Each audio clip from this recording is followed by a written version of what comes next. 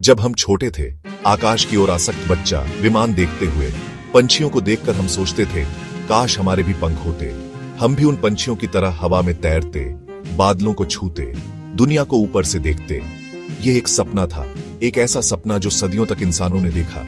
भारी भरकम लोहे से बनी एक विशाल मशीन जिसमें सैकड़ों लोग बैठे हों, कैसे किसी चिड़िया की तरह हवा में आसानी से उड़ जाती है। यह सवाल आज भी कई लोगों के लिए एक जादू या रहस्य जैसा लगता है। जब एक हवाई जहाज गरजता हुआ रनवे पर दौड़ता है और फिर धीरे धीरे जमीन छोड़कर आसमान में चढ़ने लगता है, तो हमारी आंखें हैरानी से उसे देखती रह जाती हैं। यह कोई जादू नहीं, बल्कि विज्ञान और इंजीनियरिंग का एक अद्भुत संगम है। इस विशाल मशीन का उड़ना हमें सोचने पर मजबूर कर देता है। हम सोचते हैं कि इतनी भारी चीज गुरुत्वाकर्षण के नियम को कैसे तोड़ सकती है। गुरुत्वाकर्षण यानी पृथ्वी की खींचने की शक्ति तो हर चीज को नीचे की ओर खींचती है। फिर यह हवाई जहाज कैसे ऊपर टिका रहता है? इसका जवाब हवा में ही छिपा है। वही हवा जो हमें दिखाई नहीं देती, लेकिन हर पल हमारे चारों ओर मौजूद है। विज्ञान ने हमें सिखाया कि इसी अदृश्य हवा को कैसे अपना दोस्त बनाया जाए और उसकी ताकत का इस्तेमाल करके आकाश में विजय प्राप्त की जाए। यह कहानी सिर्फ लोहे और इंजन की नहीं। हवाई जहाज को उड़ाने वाले 4 मुख्य बल होते हैं। इन्हें समझना उड़ान के विज्ञान को समझने की पहली सीढ़ी है। चारों बलों का सिंपल डायग्राम दिखाओ। ये 4 बल जोड़ों में काम करते हैं और एक दूसरे के विपरीत होते हैं। पहला, थ्रस्ट, धक्का थ्रस्ट, जहाज को आगे की ओर धकेलता है। इसके विपरीत ड्रैग, हवा का प्रतिरोध। ठीक वैसे ही जैसे पानी में तैरते समय पानी हमें पीछे की ओर धकेलता है। दूसरा जोड़ा, वेट, वजन, और लिफ्ट, उत्थापन। वेट इक्वल साइन गुरुत्वाकर्षण, जहाज का अपना वजन, यात्रियों का वजन। लिफ्ट इक्वल साइन पंखों द्वारा पैदा किया गया उठाने वाला बल। लिफ्ट जहाज को ऊपर उठाती है, जब लिफ्ट इक्वल साइन वजन, स्थिर ऊंचाई। इन चारों बलों का नाजुक संतुलन उड़ान की कला है। गति बढ़ानी हो, थ्रस्ट बढ़ाओ, धीमा उतरना हो, थ्रस्ट घटाओ, ड्रैग बढ़ेगा। अब सवाल यह उठता है कि हवाई जहाज के पंख आखिर यह लिफ्ट यानी ऊपर उठाने वाला बल कैसे पैदा करते हैं? इसका जवाब एक स्विस वैज्ञानिक डैनियल बर्नौली द्वारा दिए गए सिद्धांत में है। बर्नौली का सिद्धांत। बर्नौली कहता है, जब किसी द्रव या गैस की गति बढ़ती है तो उसका दबाव कम हो जाता है। द्रव, गैस जैसे हवा। इसे समझने के लिए एक छोटा सा प्रयोग करें। कागज की एक पतली पट्टी लें, उसे अपने निचले होंठ के नीचे रखें, सामने की ओर जोर से फूंक मारें। आप देखेंगे कि कागज नीचे जाने के बजाय ऊपर की ओर उठ जाता है। पंखों का डिजाइन भी इसी सिद्धांत का फायदा उठाने के लिए है। अगर आप पंख को बगल से देखें तो ऊपरी हिस्सा थोड़ा घुमावदार और निचला हिस्सा लगभग सपाट दिखेगा। इस विशेष आकार को एरोफॉइल कहते हैं। एक हवाई जहाज का निर्माण किसी विशाल पहेली को जोड़ने जैसा है, जिसमें लाखों छोटे छोटे हिस्से मिलकर एक बड़ी और सुंदर तस्वीर बनाते हैं। यह प्रक्रिया एक विचार या एक डिजाइन के साथ शुरू होती है। इंजीनियर और डिजाइनर कंप्यूटर पर एक विस्तृत 3D मॉडल बनाते हैं, जो यह तय करता है कि जहाज का आकार कैसा होगा, वह कितना बड़ा होगा, उसमें कितने यात्री बैठेंगे और वह कितनी दूर तक उड़ सकेगा। इस डिजाइन चरण में हर छोटी से छोटी बात का ध्यान रखा जाता है, जैसे कि जहाज का वायुगतिकी कैसा होगा ताकि हवा का प्रतिरोध कम से कम हो और उसकी संरचना कितनी मजबूत होगी। इस चरण में कंप्यूटर सिमुलेशन और विंड टनल परीक्षणों का बड़े पैमाने पर उपयोग किया जाता है। एक बार जब डिजाइन फाइनल हो जाता है तो निर्माण की प्रक्रिया शुरू होती है। यह एक विशाल फैक्ट्री में होता है जो किसी छोटे शहर जैसी दिख सकती है।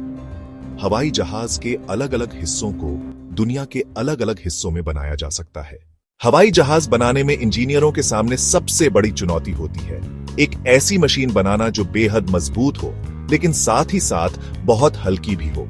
यह एक मुश्किल संतुलन है, क्योंकि आमतौर पर जो चीजें मजबूत होती हैं वे भारी भी होती हैं। इस संतुलन को साधने के लिए इंजीनियर पारंपरिक स्टील जैसी भारी धातुओं की जगह विशेष प्रकार की एल्यूमीनियम मिश्र धातुओं का उपयोग करते हैं। इन मिश्र धातुओं में एल्यूमीनियम के साथ कुछ अन्य धातुएं जैसे जिंक, मैग्नीशियम, तांबा। हाल के वर्षों में इंजीनियरिंग ने एक और कदम आगे बढ़ाया है और कंपोजिट मटेरियल्स का उपयोग बढ़ा दिया है।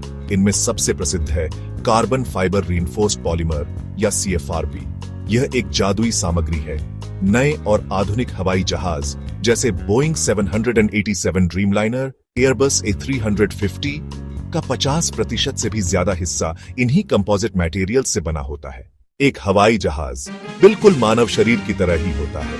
इसमें अलग अलग अंग मिलकर काम करते हैं। हर हिस्से का अपना एक खास काम होता है।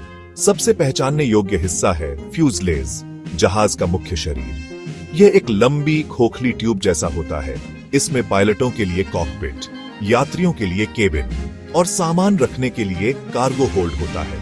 दूसरा सबसे महत्वपूर्ण अंग है पंख, विंग्स। पंख उड़ान के लिए जरूरी लिफ्ट पैदा करते हैं। पंखों के अंदर ईंधन टंकियां होती हैं। पंखों के पिछले किनारों पर फ्लैप्स होते हैं और एलेरॉन। जहाज के पिछले हिस्से को पूंछ या एम्पनेज कहा जाता है। इसमें वर्टिकल स्टेबलाइजर होता है और हॉरिजॉन्टल स्टेबलाइजर। और अंत में जहाज का दिल, इंजन। आधुनिक यात्री विमानों में आमतौर पर टर्बोफैन इंजन लगे होते हैं। अगर हवाई जहाज एक शक्तिशाली शरीर है तो पायलट उसका दिमाग है। एक पायलट सिर्फ एक ड्राइवर नहीं होता, वह एक हाईली स्किल्ड प्रोफेशनल होता है। पायलट की जिम्मेदारियां उड़ान भरने से बहुत पहले ही शुरू हो जाती हैं। उसे उड़ान योजना की पूरी जानकारी लेनी होती है। वह अपने सह पायलट के साथ मिलकर एक विस्तृत प्री फ्लाइट चेकलिस्ट पूरी करता है। उड़ान के दौरान पायलट और सह पायलट मिलकर काम करते हैं। आमतौर पर एक पायलट फ्लाइंग की भूमिका निभाता है, जबकि दूसरा पायलट मॉनिटरिंग की भूमिका निभाता है, जो उपकरणों पर नजर रखता है। आधुनिक हवाई जहाजों में ऑटो पायलट नामक एक बहुत ही उन्नत प्रणाली होती है। लंबी उड़ानों के दौरान, खासकर जब जहाज अपनी निर्धारित ऊंचाई और गति पर स्थिर रूप से उड़ रहा हो, तो पायलट ऑटो पायलट को सक्रिय कर सकता है। हवाई यात्रा को दुनिया में सबसे सुरक्षित यात्रा साधनों में से एक माना जाता है और इसका कारण है सुरक्षा पर दिया जाने वाला अत्यधिक ध्यान। हर उड़ान एक बहुस्तरीय सुरक्षा जांच प्रक्रिया से गुजरती है। यह प्रक्रिया आपके हवाई अड्डे पर पहुंचने से बहुत पहले शुरू हो जाती है। हर हवाई जहाज को एक नियमित रखरखाव कार्यक्रम से गुजरना पड़ता है और कुछ बड़ी जांचें कुछ महीनों या सालों के अंतराल पर होती हैं, जहां जहाज के हर पुर्जे को खोलकर उसकी जांच की जाती है।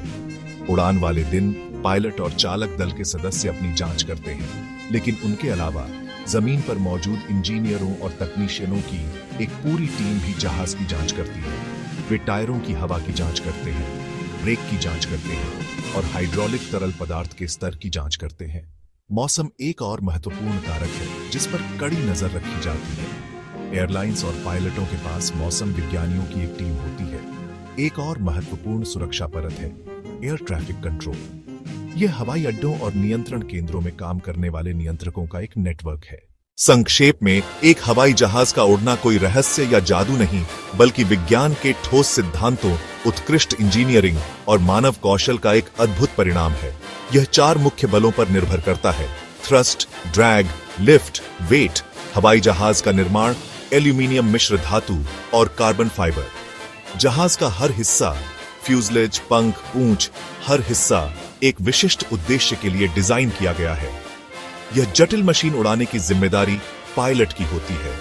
जब अगली बार आप किसी हवाई जहाज को आसमान में उड़ते हुए देखें, उसे केवल एक मशीन के रूप में न देखें, उसे इंसानी सरलता के प्रतीक के रूप में देखें और इंजीनियरों और तकनीशियनों की कड़ी मेहनत के रूप में देखें और विज्ञान की शक्ति के प्रतीक के रूप में देखें। हवाई जहाज ने दुनिया को छोटा कर दिया है, संस्कृतियों को करीब लाया है और हमें दूर जगहों तक पहुंचाया है।